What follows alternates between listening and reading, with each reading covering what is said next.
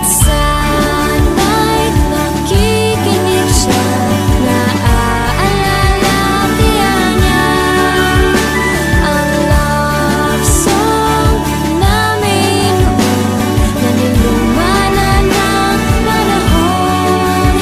Mr. DJ, salamat sa'yo, sumasabay din ako sa love song namin noon na niluma na ng panahon. Time check. 30 minuto makalipas ang alas 12 ng tanghali. Hatid sa inyo ng call center agent. Gising 24 oras. Nakasisiguradong balita ay laging bago. Bakit mo kami iniwan? Pinagtag mo kami sa ibang babae. Lalaki lang ako. Natutok si Dim. Sabi mo kami lang. Paano na ang anak natin? Bahala kayo sa buhay nyo.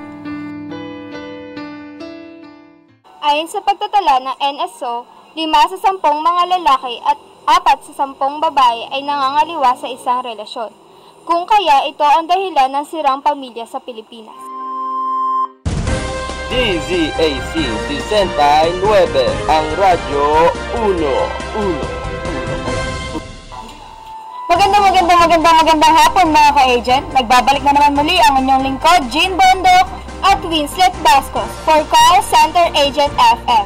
Partner, ano na naman ba ang paksa natin ngayon? Yes, partner. Nabalitaan mo ba ang Ebola virus? Ay, oo, partner. Narinig ko na ang balita dyan. Nakita ko nga rin ng mga larawan ng mga taong mayroon nito. Napakalubha ng sakit na ito, partner. Halos maagnas na ang kanilang balat. Pangit man sabihin, pero nakakadiri talaga. Oo nga, partner. Nag-imbita nga pala ako ng isang espesyalista galing sa Department of Health na magbibigay linaw tungkol sa sakit na ito. Let us welcome Doc Arlie Asares. Magandang hapon, Doc Arlie. Maaari ko bang itanong, saan ba nagmula ang virus na ito? Magandang hapon rin sa inyo, Miss Winslet and Jean. Ang sakit na ito ay nagmula at nagsimulang lumaganap sa Africa. Isa kasi ang Africa sa mayroong pinakamaraming populasyon sa mundo kaya hindi maiiwasan ang pagkakaroon ng sakit. Ganun ba, Doc Arlie? Partner, nakakatakot na talaga itong Ebola virus na ito, no? Lalo pa parami na ng parami ang populasyon natin at unti-unti nang dumudumi ang kapaligiran. Yes, partner. Sa palagay ko nga kung hindi pa magsisimula ang paglilinis ng kapaligiran, maaari pumasok na rin ang Ebola sa bansa natin. Doc Arlie, ano ba dapat ang gawin para maiwasan ito? Kagaya nga nung nabanggit nyo, no? Siyempre, linisin dapat ang kapaligiran. Bilang individual na Pilipino, panatilihin natin ang kalinisan sa ating katawan. Kumain rin tayo ng masusustansyang pagkain upang mapalakas ang ating resistensya nang may panglaban tayo sa ibang sakit. Hindi lang sa Ebola. Kung maaari nga, ay iwasan natin ang mga taong nakikitaan ng sintomas ng Ebola. Nabanggit mo na rin, Doc Arlie. Ano-ano ba ang mga sintomas ng Ebola? Mga halimbawa ng sintomas nito ay lagnat, pananakit ng kalahunan, muscle at ulo. Nagsisimulan lumabas ang mga sintomas na ito 2 araw o 3 linggo pagkatapos makuha ang virus na ito. Maaaring sumunod ang pagsusuka, pagtatae at rashes, pagkakaroon ng malfunction sa atay at ganun. Nakakatakot talagang pakinggan ang tungkol sa Ebola na yan. Mga ka-agent ha, kung mararanasan nyo ang mga nasabing sintomas, agad na kumonsulta sa doktor upang maagapan. Paano po ba makakuha ang sakit na ito? Makakuha ito sa pamamagitan ng direct contact ng dugo o iba pang fluid sa katawan ng taong may Ebola. Doc Arlie, may nabalitaan na po ba kayong nabata? Base sa impormasyong nakuha ko mula sa World Health Organization as of November 23, may 6,003 katao na ang namatay dahil sa Ebola. 15,963 katao ang kaso na naitala na meron ito. Salamat sa mga impormasyon, Doc. Para naman sa ating mga ka-agent, nagkaroon kami ng panayam sa mga estudyante ng Caloocan National Science and Technology High School para makapagbigay ng kanilang saloobin sa isyong ito. Ano po ba ang inyong opinion sa Ebola virus na ito? Siyempre, nakakatakot po.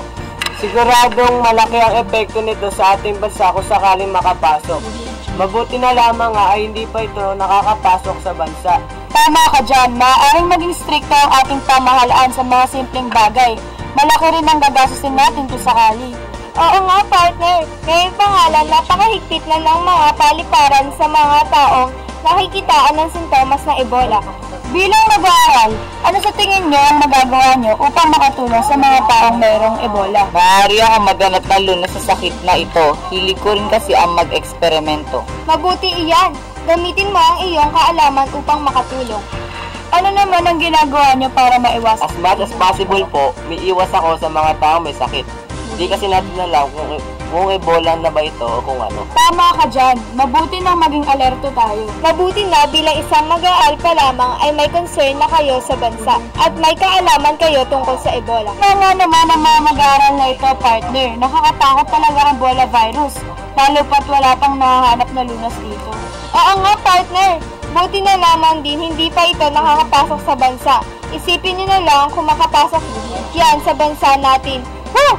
Sigurado, magpapanik talaga ang bawat Pilipino at magiging delikado tayo.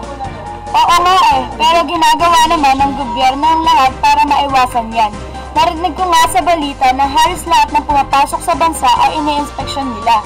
At yung mga taong nakikitaan ng sintomas ng Ebola ay hindi na nila pinapayagang magpakalat-kalat pa sa bansa. Ayos yan, partner. Mabuti na mahigpit ang pamahalaan. Para sa akin kasi, okay lamang na hindi papasukin ang mga turista. Basta't ligtas tayong mga Pilipino. Tama ka dyan, partner. First things first, ika nga nila. Dapat ay inuuna nila ang kaligtasan ng karamihan higit pa man sa iba. Oo nga, partner. Pero sana talaga gawin nila ang lahat ng magagawa nila para maiwasan na yung Ebola na yan. Hindi yan kung ano-anong estratehiya ng pangungurap ang iniisip nila. Oh wait, partner. Lumalayo na ata tayo sa ating paksa. Time check, 36 na minuto makalipas ang alas 12 ng tanghali. Hatid sa inyo ng Mogu Mogu, You Got a Chew. Dumi-dumi-du, call center agent ako. Dumi-dumi-dumi-du, Sigurado ako na wala kang kakambal. Bakit? Ang hirap kasi makakita ng katulad mo. Boom! Loto ka ba? Bakit? Panay ka kasi palusot at bola mo eh. Boom! Dumi-dumi-du, call center agent ako. Dumi-dumi-dumi-du, At nagbabalik muli ang Call Center Agent FM. Mga ka-agent, narinig naman natin ang mga paalala ni Doc Arlie tungkol sa Ebola at maging ang saloobin ng mga estudyante tungkol dito. Kaya kung may nais kayong sabihin, just follow and tweet us on our Twitter account na @callcenteragentissues at malaya kayong ipahayag ang inyong saloobin. Para sa ating pagtatapos, partner, may nais ka bang sabihin? Yes, partner. Nais ko lamang sabihin sa ating mga ka-agent, sa ngayon ay wala pa man nadidiskubring lunas o gamot sa sakit na ito. Sigurado naman akong ginagawa na ng mga espesyalista ang lahat upang makahanap ng lunas. Ang gawin na lamang natin ngayon ay magdasal at manalangin para sa mga taong mayroon nito at naway hindi pumasok ito sa bansa. Adya mga kapwa ko Pilipino, sigurado akong hindi tayo papabayaan ng Panginoon. Salamat mga ka-agent. Naway may naunawaan at natutuhan kayo ngayon.